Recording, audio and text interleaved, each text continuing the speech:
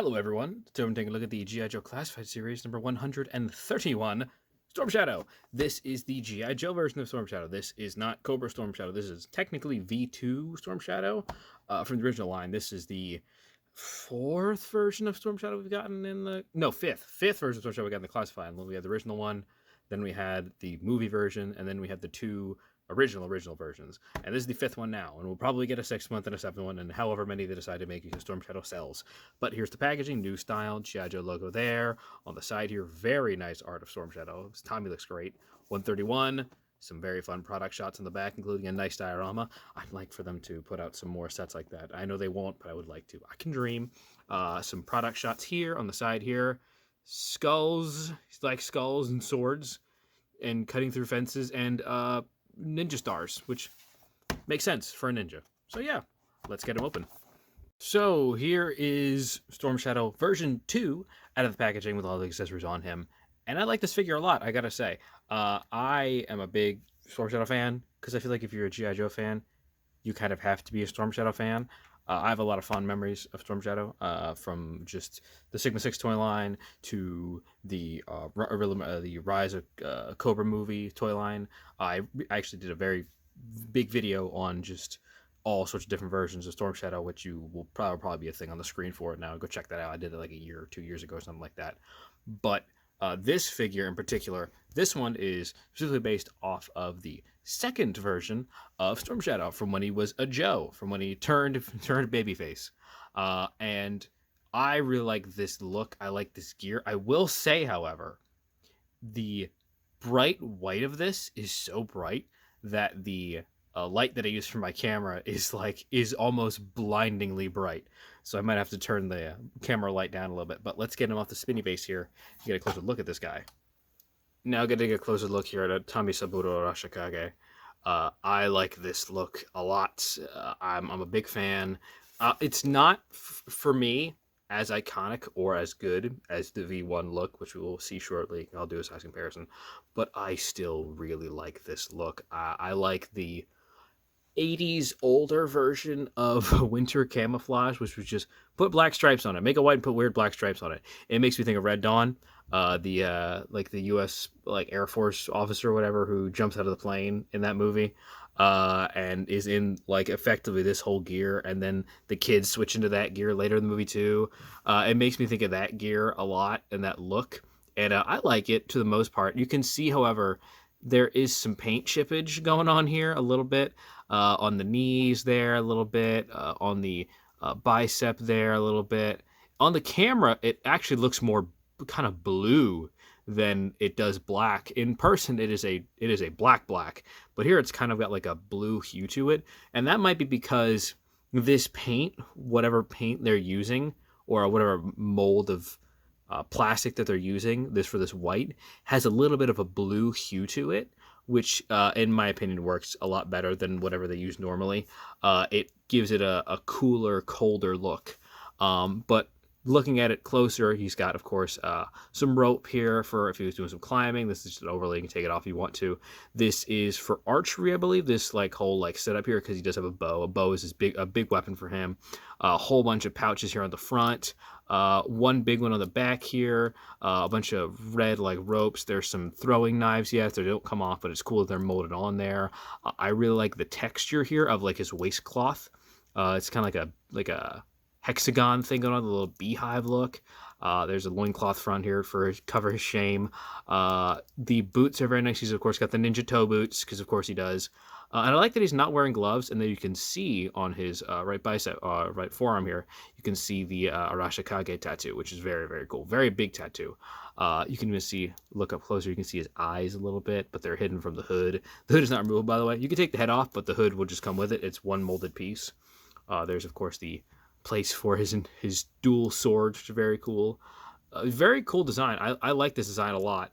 Again, it's not quite my mind's eye for Storm Shadow, because I think of the V1 look, but this is still a very good look. It's very 80s, this look. This is a very, very 80s look.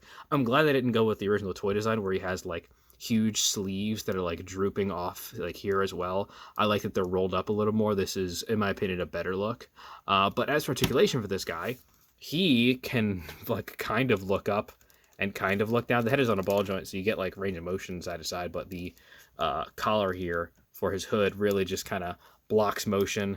He has an ab crunch, but like this big waistcloth does get in the way a little bit of it as well. There's a ball joint here at the waist. The arms have really good butterfly joints. These are some real good butterfly joints. They go back real far and forward real far, which is very nice. Swivel here at the bicep. Swivel here at the bicep like so. Double jointed pinless arms, which is very nice on both sides. He has a number of hands, which we will look at shortly. But the first set here is a set of trigger finger hands, which can go up and down like so on both of them. He has drop down hips. He does, of course, because it's a Joe figure. And you just pop them back into place. They're a little loose, I won't lie. My figure, these joints are a little bit loose in that area. There's a swivel here at the thigh. Double jointed pinless knees, which are a little tight, but not too tight. Just good enough for like so them to stick together so they don't like get real floppy on you. Swivel here at the calf. Foot goes up and down, side to side here. So a lot of articulation here. Standard for what you get for a Joe figure, especially for a ninja like this, which is very nice. Now this guy has a lot of accessories. They did not skip out on accessories in this figure. And to start off here, I want to look at the swords. He has 2 swords here, which I flew need to talk about here. They're just the same ones that came with the movie Storm Shadow figure, which I have, but I can't find for some reason. So if you have those, you know the situation here. These are just regular swords. However, you can see it on the handles here. The paint chip off is super easy. The paint chips off real quick, like super fast. So I've basically just been like, all right, well, they're just going to stay in this holster then, because they're chipping off super fast, and I don't want these to just go away super quick, which is a shame. Sucks because I would like him to hold them, but the paint chipping is super easy. Like, you can see it when I get a little closer here. The inside of the trigger finger hands for the Storm Shadow figure is like bright red from the paint that chipped off. So he's got 2 swords, but it sucks with the paint chipping. It's really annoying. He has these claw Wolverine type hand things he's got going on here. One of them on them says R, one of them says L, so you know which hands to put them in properly. They're cool. I'll probably have him holding these or the bow. But yeah, these are just the same ones that came with Raptor, and I want to say Nunchuck came with these as well. I don't have either of those, but I know that they came with those accessories. I'm fairly certain. So just cool. Yeah, it makes sense. I think the original toy had them, so it makes sense that he has them as well. Here is his bow and backpack. Backpack just has a big clump of arrows. I thought for the longest time that I was missing an arrow because there's this little peg right here that you can like slide one in. I thought it just didn't come with one.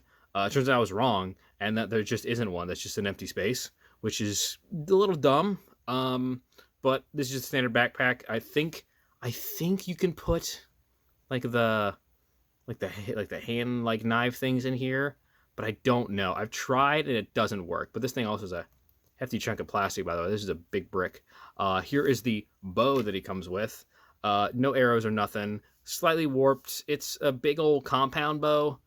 Yeah, I'm whatever about it. It makes sense for the figure because that's what the original toy had.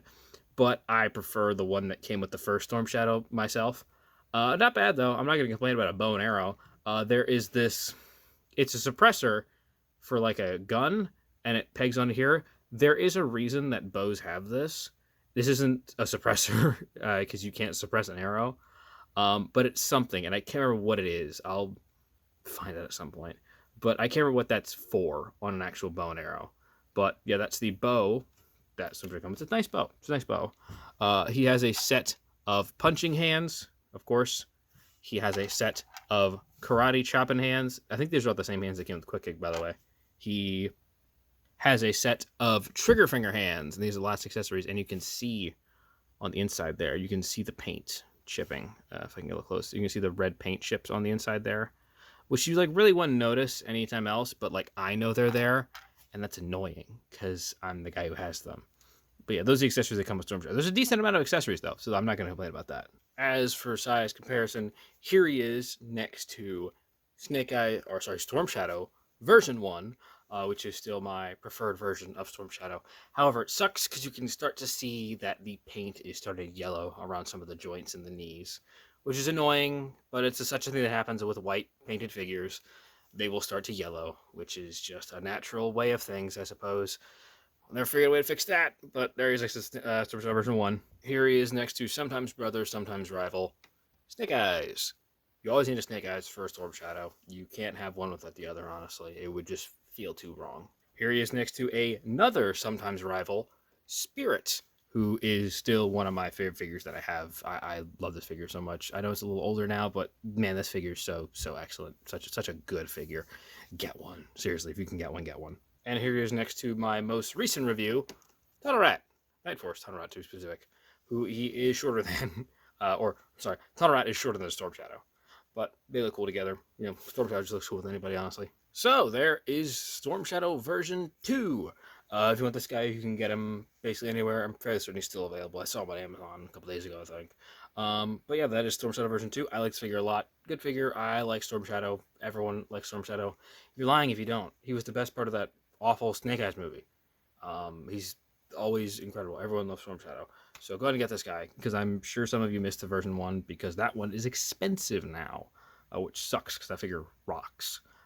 So yeah, there's Storm Shadow. If you liked it, if you liked this review, please like, comment, subscribe. Everything needs to get done for me to keep the videos that I have to make. And I'll see you next time. Yo, Joe.